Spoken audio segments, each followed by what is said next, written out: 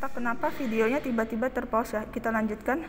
Nah, data sekunder tadi sampai sini ya, bisa dibaca lagi. Data sekunder biasanya merupakan data yang berhubungan dengan masa lalu atau lebih bersifat tetap ya. Intinya data sekunder ini sudah ada sebelumnya, kita ambil dari publikasi, artikel, dan sini ya jurnal, catatan internal organisasi dan lain sebagainya. Beda dengan data primer yang selalu update karena kita merupakan observasi atau wawancara secara langsung. Itu bedanya ya teman-teman. Nah, sekarang data kuantitatif versus data kualitatif.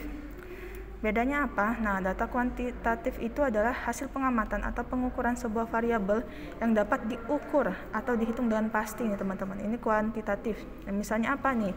Jumlah siswa ada 40 orang, prestasi siswa berapa? Skor tesnya 75, kemampuan menulis berapa? Skornya 82. Jadi dia dengan pasti ya, angkanya ini pasti. Kalau kualitatif itu apa? Tentu kebalikannya ya, adalah hasil pengamatan yang tidak dapat diukur atau dihitung dan hanya berdasarkan atribut. Contohnya apa nih? Misal jenis kelamin itu ada pria, ada wanita, jenis pekerjaan ada petani, pedagang, pengusaha. Nih yang lebih kelihatan di sini nih, motivasi belajar berapa nilainya? Rendah, sedang, tinggi. Rasa buah manis sekali, manis, masam dan sebagainya. Ini kan tidak begitu pasti ya. Definisi A seseorang A rendah itu seberapa, beda dengan si B yang berapa. Kalau yang tadi kan pasti ada angkanya ya, seperti itu. Kuantitatif pasti, kualitatif itu dia tidak dapat diukur atau dihitung, hanya berdasarkan atribut atau penandaan atau per kategori gitu. Nah, jadi pembagian lagi nih jenis data kuantitatif tadi ada dua. Kuantitatif tadi yang pasti ya. Nah, kuantitatif itu ada dua, data diskrit dan data kontinu. Kita bahas yang data diskrit dulu. Data diskrit yaitu data yang dapat dikategorikan secara tegas menurut bilangan. Nah, ini ya. 0, 1, 2, 3 dia tidak ada pecahan. Contoh jumlah siswa, jumlah guru. Ini kan orang, nggak ada orang 1,5 ya. Jadi dia angkanya ini bilangan cacah. Kemudian nih data diskrit lagi dibagi menjadi dua, data nominal dan data ordinal. Kita bahas yang data nominal. Data nominal itu berupa angka sebagai tanda untuk membedakan antara satu dengan lainnya. Jadi dia tidak ada peringkat. Contoh 1 pria, 2 wanita gitu ya. Ini data nominal. Maksudnya 1 sebagai tanda jenis kelamin, 2 sebagai tanda jenis kelamin wanita. Kemudian 1 petani, pedagang, pengusaha. Nah, ini apa nih?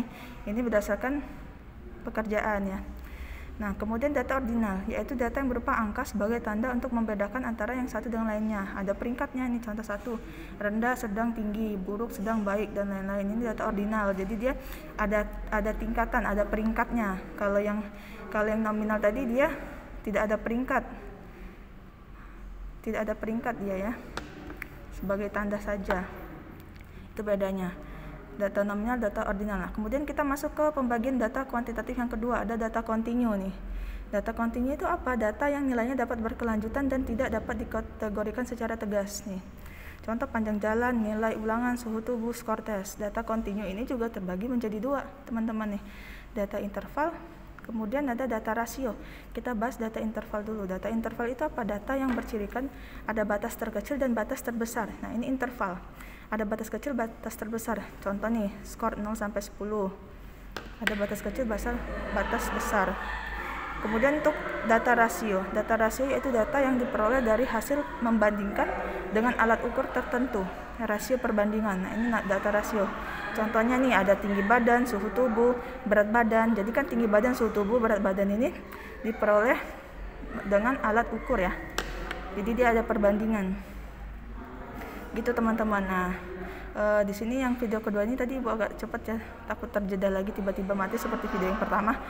Nah, ini untuk materi selanjutnya, ini kita ada penyajian data dengan berbagai jenis diagram. Jadi di minggu depan kita data-data tersebut kita tuangkan atau kita gambarkan ke dalam bentuk diagram. Data-data tersebut atau ada diagram batang, diagram grafik dan sebagainya ya teman-teman ya. Nah, di sini silakan teman-teman jika ada yang mau ditanya. Terima kasih, Bu, akhiri videonya, kita lanjutkan ke WAG ya sebagai diskusi. Terima kasih. Wassalamualaikum warahmatullahi wabarakatuh.